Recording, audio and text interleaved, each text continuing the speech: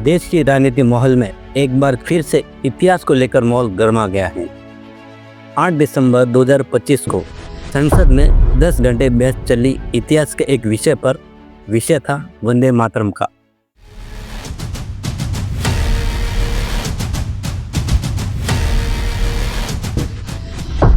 प्रधानमंत्री मोदी जी ने संसद में कांग्रेस पर यह आरोप लगाया कि मुस्लिम लीग के दबाव में आकर कांग्रेस और भारत के पहले प्रधानमंत्री जवाहरलाल नेहरू ने वंदे मातरम के अंशों को हटा दिया था और ये भी कहा गया कि ये कदम विभाजन के लिए जिम्मेदार था।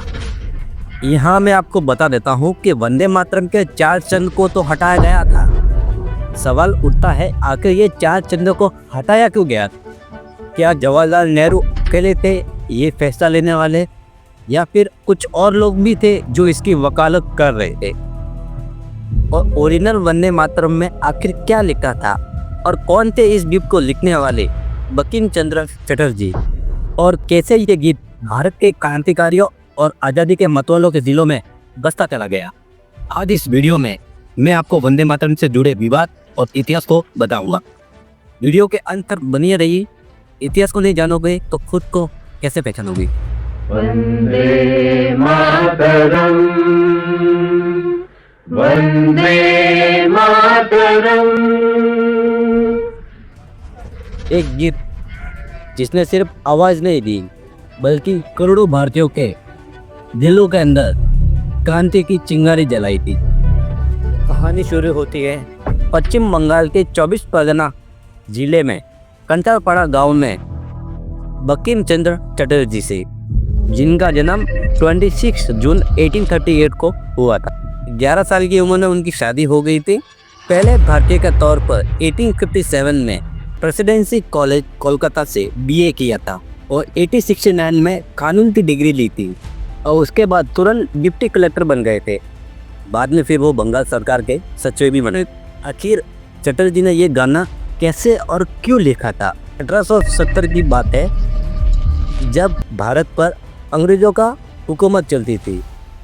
उसी टाइम पे जो चटर्जी थे वो सरकारी नौकरी के डिप्टी कलेक्टर थे और तभी अंग्रेज़ों द्वारा एक फरमान जारी किया गया जिसमें इंग्लैंड की जो रानी थी उसके तारीफ में गाना बना हुआ था और वो गाना सभी कार्यक्रम में पहले गाने लगा। मतलब उसको इतना अनिवार्य कर दिया कि उसके बिना कार्यक्रम चालू ही ना हो, तो वो अंग्रेज़ों ने सब पे लागू कर दिया था।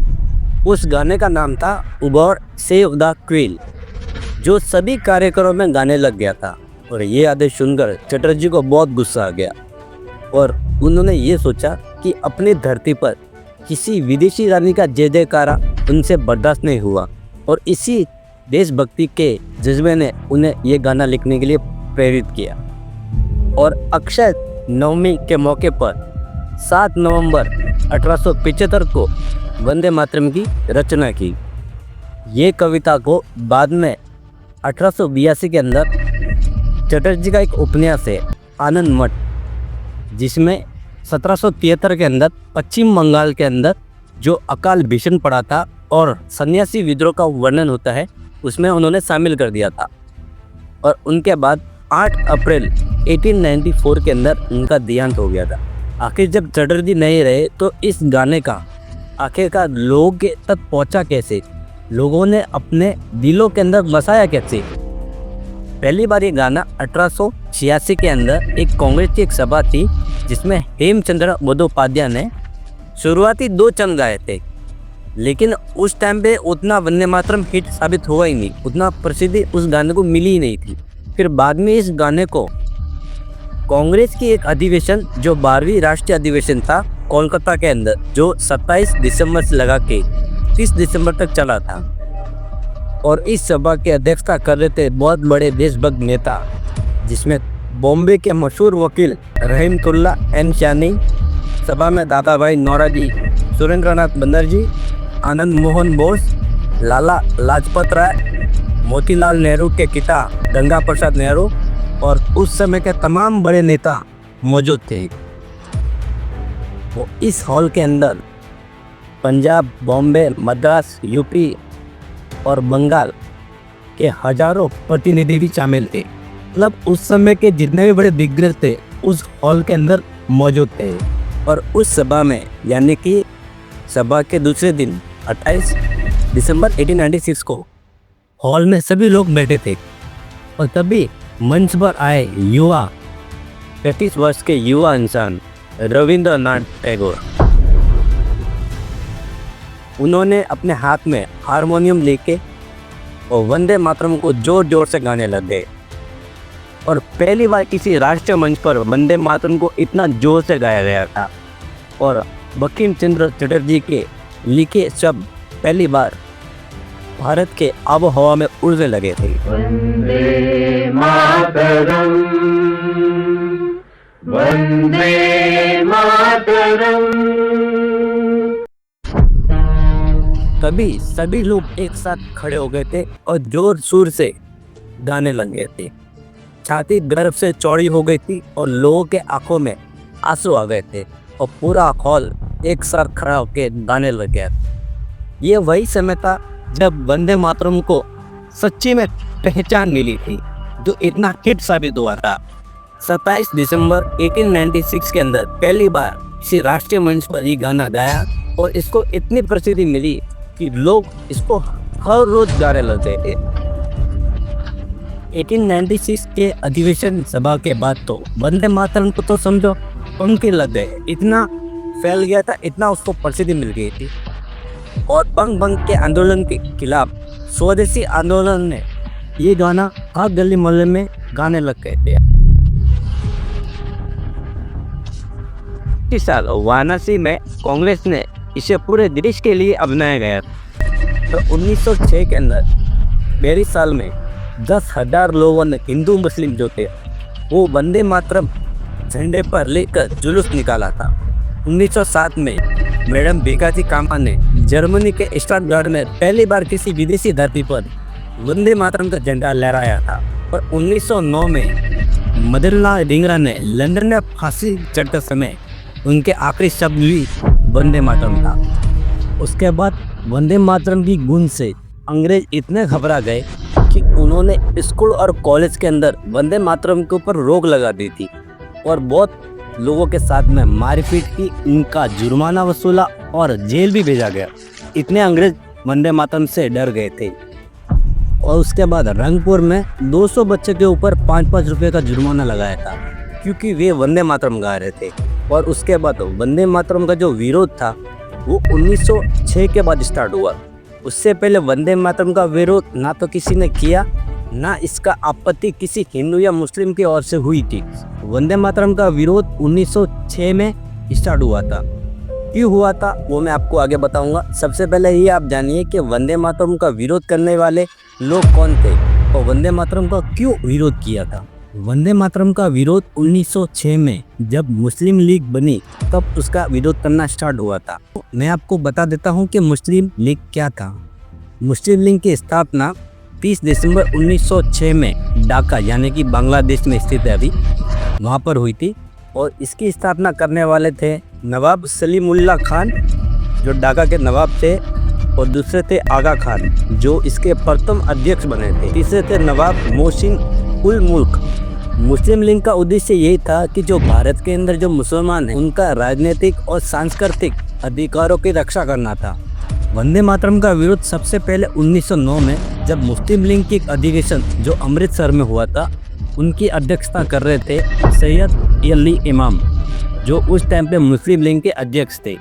उन्होंने सबसे पहले वंदे मातरम का विरोध किया ये बताते हुए कि वंदे मातरम सांप्रदायिक है और इस्लामी विरोधी है। इसके लिए उन्होंने वंदे मातरम को अस्वीकार कर लिया था। उनका ये मानना था कि अल्लाह के अलावा किसी और की उपासना करना इस्लाम के खिलाफ है। सैयद अली इमाम जो बाद में हैदराबाद के मुख्यमंत्री रहे थे 1919 से लगा कर और 1922 तक। इसी तरह आपको पहले ये समझना होगा कि मुस्लिम लीग ने वंदे मातरम को विरोध किया क्यों। इसके लिए आपको पहले वंदे मातरम का जो अर्थ है उसको हिंदी में समझना पड़ेगा क्योंकि वंदे मातरम पहले संस्कृत और आधा बंगाली में रहा, बट उसका हिंदी में क्या अनुवाद होता है वो मैं आपको पढ़ के बताता हूँ। ओ माता, मैं आपके सामने नतमस्तक होता हूँ। यह धरती पानी से सींची फलों से भरी दक्षिण की वायु के साथ शांत है। ये धरती माता, आपकी रातें चांदनी की गरिमा में प्रफुल्लित हो रही है। आपकी जमीन खिलते फूले वाले वृक्षों से बहुत सुंदर ढकी हुई हैं। हंसी की मिठास, वाणी की मिठास, माता वरदान देने वाली, आनंद देने वाली।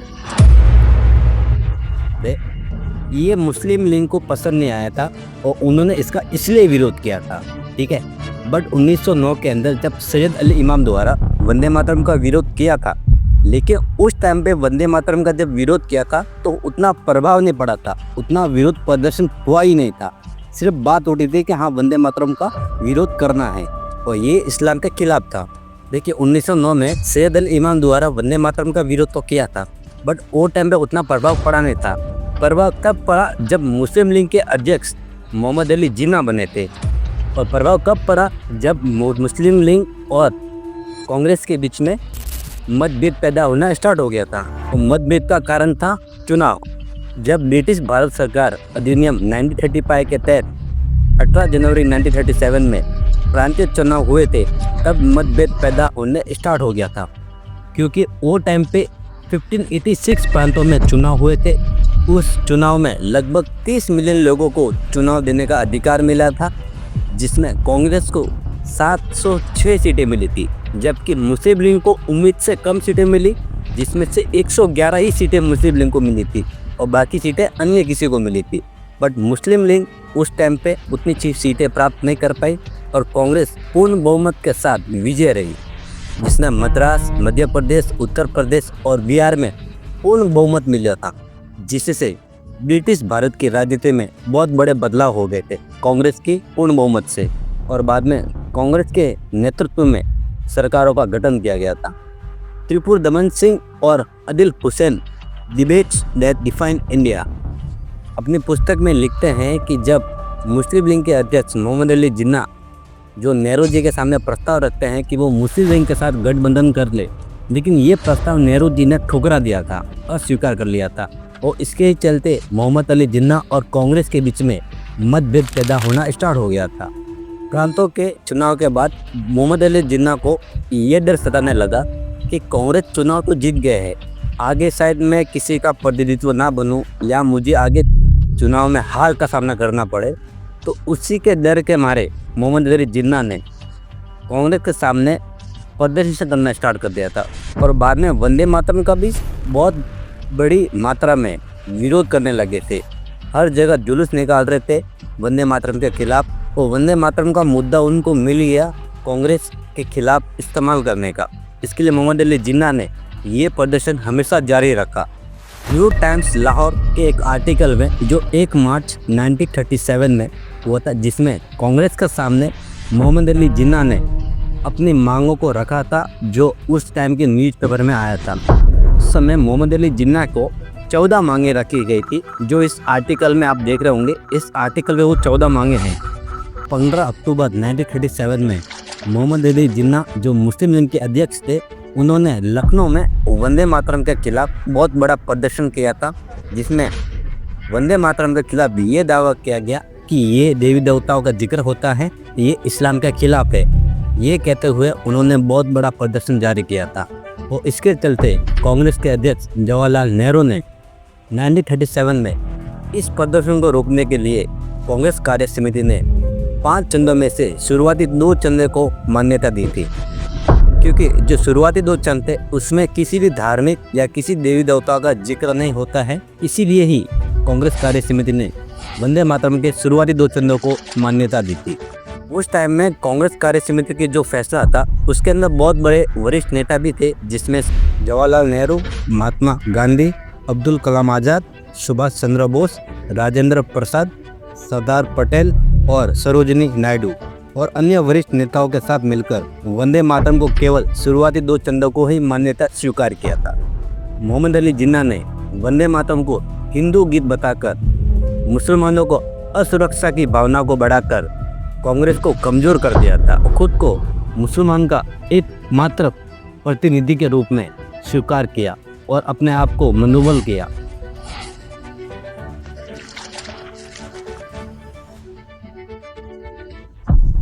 उन्होंने मुसलमान को ये भड़काया कि भारत के अंदर मुसलमान खतरे में है, उनके अधिकार खतरे में है। मोहम्मद अली जिन्ना ने वंदे मातरम को एक राजनीतिक हथियार के रूप में इस्तेमाल किया जिनका उद्देश्य मुसलमानों को भारत से अलग करके अलग राष्ट्र बनाने के लिए जमीन तैयार करना था, जिससे खुद जिन्ना एक शक्तिशाली नेता के रूप में उभरे। और उसके बाद मोहम्मद अली जिन्ना ने 23 मार्च 1940 में लखनऊ में मुस्लिम लीग की एक सभा में पाकिस्तान की मांग की थी, जिसमें हिंदुस्तान के जितने भी मुसलमान हैं उनके लिए अलग राष्ट्र बनाने के लिए प्रस्ताव पारित किया था। हमें लाहौर प्रस्ताव के नाम से भी जाना जाता है। इस मांग के बाद मुस्लिम लीग ने 1946 के अंदर प्रांतीय चुनाव जीते थे, जिसमें मुस्लिम लीग की जीत हुई थी।